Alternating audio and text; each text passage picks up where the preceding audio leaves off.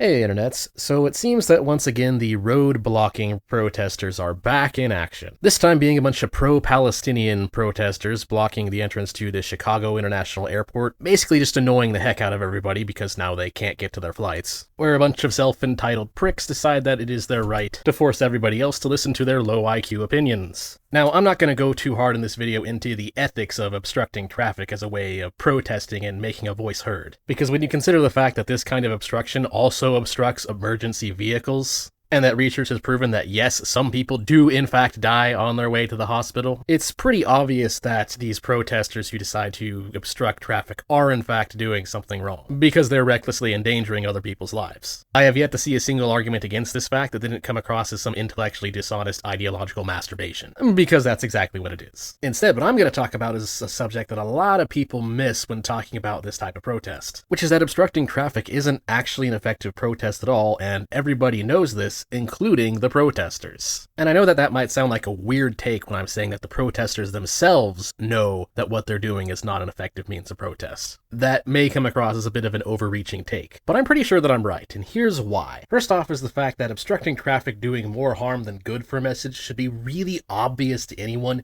who isn't painfully uneducated or just completely clueless on basic human psychology. The fact that people are less likely to be converted by the ideas of those who are annoying them, or in other words, in simpler terms, we tend to not give a crap about what people we don't like have to say. This is an extremely basic, well-established fact. It's so obvious that you don't even really need to study psychology to figure this one out. Just simply going through elementary school should teach you that being a dick makes people less interested in what you have to say. So when people see those who are doing something wrong in the name of insert ideology here, the tendency is to associate the disgust of the wrongdoing with that ideology. And if you just look up on the internet about what people have to say about road blocking protesters, you can just Google up and find hundreds and hundreds of comments from people that all say pretty much the same thing, that whenever they see some protesters doing this sort of thing, they're more likely to find themselves being against whatever that protest is for. So sure, blocking traffic may get attention to your idea, but it's mostly negative attention. You are definitely not winning any converts when you do this. And the thing is, most people who participate in these kind of protests are, as it turns out, fairly educated college students.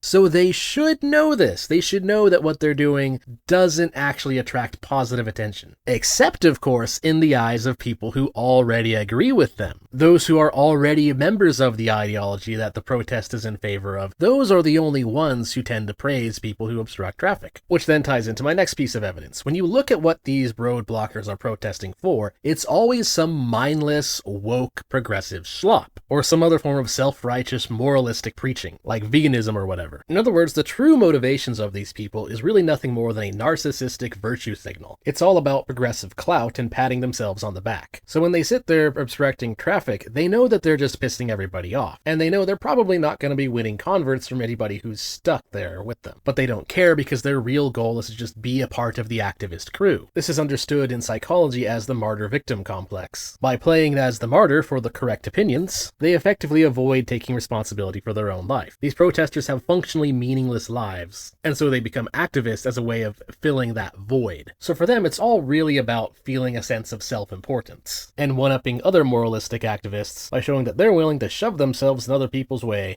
in order to show their allegiance to correct opinions. Whether or not this type of protest actually gains any followers matters to them significantly less than this feeling of self-importance. It's all just, look at me, look at how moral I am, look at how a good person I am, look at me fighting for equity and justice and whatnot, look at me, look at me, look at me. And the irony, of course, is they're not actually moral. Because again, if they really did care about other people, then they would realize that obstructing traffic can, again, obstruct emergency vehicles, and that what they're doing can, in fact, directly cause the death of another. There are many, many ways to protest that don't involve reckless endangerment of someone who is not consenting to be a part of your protest. So these people don't really care. They're not actually thinking of anybody but themselves. Again, the feeling of self-righteous virtue signaling importance that they get from being an activist. And you can tell that they don't really believe this because whenever you see someone trying to defend the road blocking method, they often completely ignore the possibility of negative attention and instead just double down on the virtue signal. And so in my opinion, the proper way to look at people who obstruct traffic for the sake of some silly moralistic protest is to view them in the same light as you would view a toddler throwing a temper tantrum. So then you might be asking, well, what is the solution to these types of people? The answer is honestly pretty darn simple. When protesters obstruct traffic, they should be held legally liable if the death or injury of another is caused as a result of their protest. So for example, let's say some of these psychos are obstructing a bridge, and an ambulance with someone who is going to die in about 10 minutes fails to make it to the hospital on time because it's stuck on the bridge that is being obstructed by the protesters. What should then happen is that those who are part of the intentional obstruction should then be held accountable for manslaughter. Because the problem is, the way things currently work is that these people usually get arrested for something really low tier. Often get arrested for something like disorderly conduct, and then the charges will get dropped. And that's really stupid, because what we really need to be doing is making these type of protesters, and making people who think of doing this type of protest, and making the people who defend this type of protest aware of the fact that yes, you are potentially causing death and injury by doing this kind of obstruction. If a few of them actually got charged with a more serious crime,